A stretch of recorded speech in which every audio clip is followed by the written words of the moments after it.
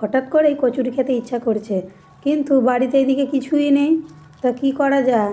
আরে বাবা, ঘরে আলু তো আছে নাকি? এই আলু দিয়েই কিন্তু কচুরি বানিয়ে নেবে। তাহলে দেখা যাক যে আর কীভাবে আলু দিয়েই বানানো যায়। তো তার জন্য কী করতে হবে, আমি আলু নিয়েছি, তাতে জল দিয়ে দিয়েছি, এবার প্রেসার কুকারে দিয়ে এটাকে সেদ্ধ করে নিয়েছি। এবারে জল ঝরিয়ে আলুগুলোকে তুলে নেব। এবার আলুগুলোকে আমি আবার ছাড়িয়ে নেব, ছাড়িয়ে এটাকে গরম গরম তৈরি করে নেব। তো গরম থাকা অবস্থায় তৈরি করলে কিন্তু এটা খুব ভালো হয়। আমার এই যে সব তৈরি করা হয়ে গেছে, এই যে একটা দানা দানা ভাব নেই। এবারে গ্যাসে কড়াই করিয়ে দিয়ে সামান্য তেল দিয়ে একটা কালো জিরে, জোয়ান আর আদা ফোড়ন দিয়ে একটু নাড়াচাড়া করে নেব। এরপরে আমি শুকনো লঙ্কা গুঁড়ো দিয়ে দিচ্ছি। নাড়াচাড়া করে তৈরি করে রাখা আলুটাকে দিয়ে এবারে নাড়াচাড়া করব। এবার আমি পরিমাণ মতো নুন দিয়ে দিয়েছি, নুনটাকে দিয়েও আবার ভালো করে নাড়াচাড়া করে নেব। এবারে আমি গরম মশলার গুঁড়ো দিয়ে দিয়েছি, হিং দিয়ে দিয়েছি 1 চামচ, আর চিনি গুঁড়ো দিয়ে দিয়েছি। সব উপকরণগুলোকে দিয়ে আবারও ভালো করে আলুটার সাথে মেশাবো।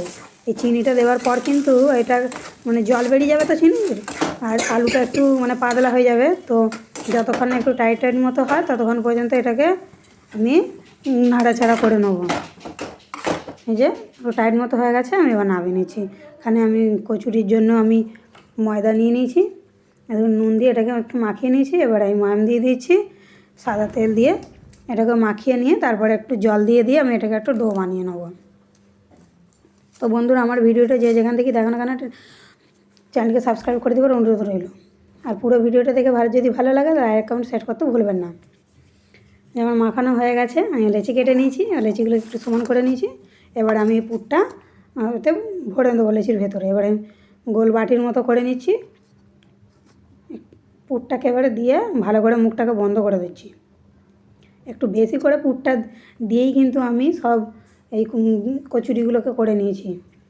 একটু বেশি করে পুরটা দিলে কি হয় যে পুরটা তাহলে গোটা কচুরির মধ্যে না বেশ ভালোভাবে চাড়িয়ে যাবে, আর প্রতিটা বাইটেই কিন্তু বেশ কালো জিরে, জোয়ান বেশ পড়বে, তো বেশ খেতে দারুণ লাগবে।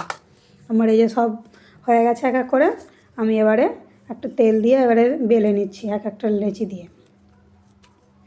এই যে উপর থেকে দেখেই কিন্তু বুঝতে পারা যাচ্ছে এই যে গোটা কচুরিটাতেই কিন্তু আমার পুরটা ভালোভাবে চাড়িয়ে গেছে।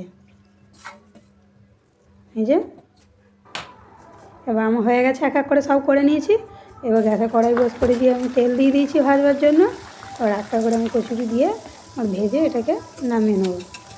এই যে আমি ওপর থেকে একটু যে তেল ছড়িয়ে দিচ্ছি ওপরের দিকটা, এতে কিন্তু কচুরিগুলো খুব সুন্দর ফুলে যাবে। আমি প্রত্যেকটা কচুরি এইভাবে করে ভেজে নিয়েছি। এই যে আবারও আমি দেখিয়ে দিচ্ছি, এই যে তেল দিয়েছি, তেলটাকে একটু ছুঁড়ে দিতেই কিন্তু সব কটা কচুরি আমার কি সুন্দর ফুলেছে। এই যে আমার হয়ে গেছে সব, আমি নামিয়ে নিয়েছি। আর এত নরম হয়েছিল, আর খেতে এত সুন্দর হয়েছিল না কি বলবো। এই যে দেখুন বন্ধুরা, আমি একটু ভেঙে দেখিয়ে দিয়েছি, গোটা কচুরিটাতেই কিন্তু পুরটা বেশ কি সুন্দর চাড়িয়ে গেছে।